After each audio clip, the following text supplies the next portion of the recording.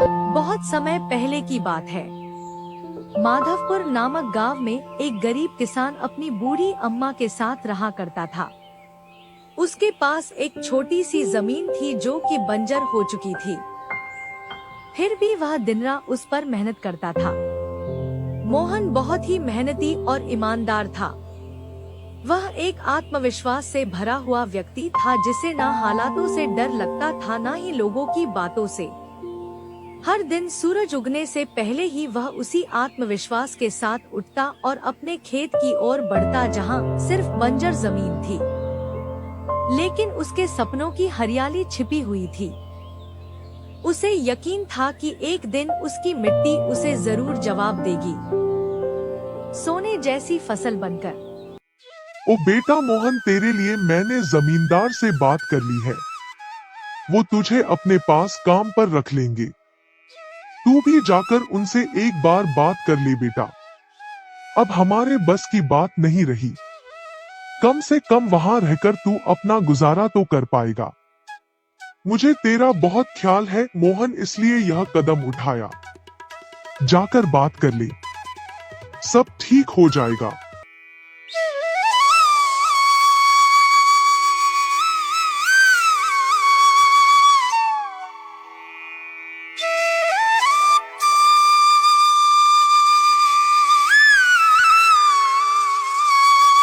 अम्मा, तुमने क्यों बात की वहाँ?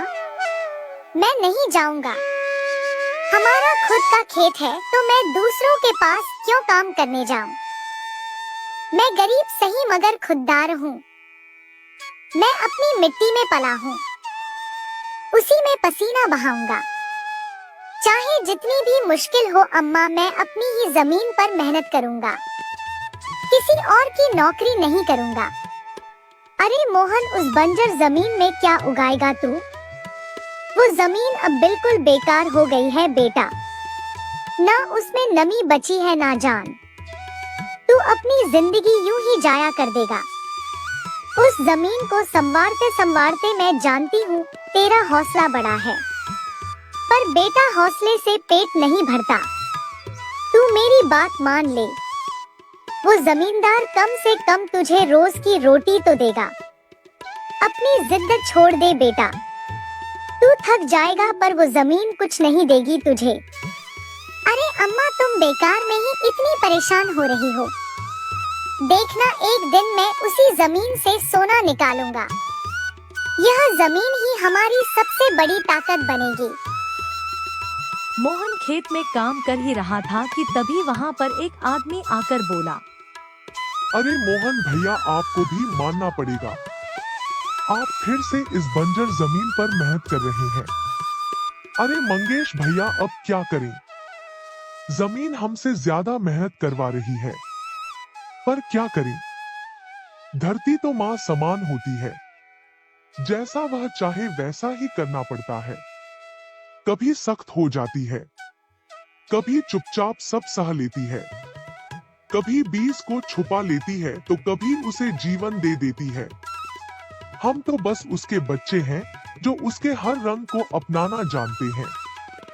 थक तो जाते हैं भैया, पर जब मिट्टी की खुशबू आती है ना तो सारी थकान उतर जाती है। उम्मीद है यह माँ हमें खाली हाथ नहीं लौटाएगी। बस थोड़ा और सब्र, थोड़ा और विश्वास। आप जैसा मूर्ख तो मैंने आज तक नहीं देखा भैया। क्या सोचते हो आप? दुनिया कहां से कहां पहुंच गई और आप अब भी उसी बंजर जमीन से उम्मीद लगाए बैठे हैं।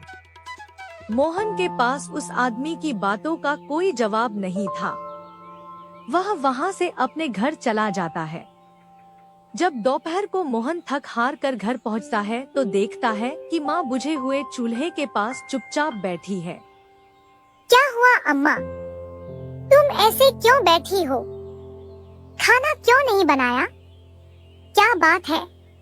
बेटा, चूल्हा जलाने के लिए लकड़ियाँ नहीं है, इसीलिए चूल्हा कैसे जलेगा? बस इतनी सी बात है अम्मा। मैं अभी जाकर ले आता हूँ लकड़ियाँ। मोहन लकड़ियाँ लाने जंगल चला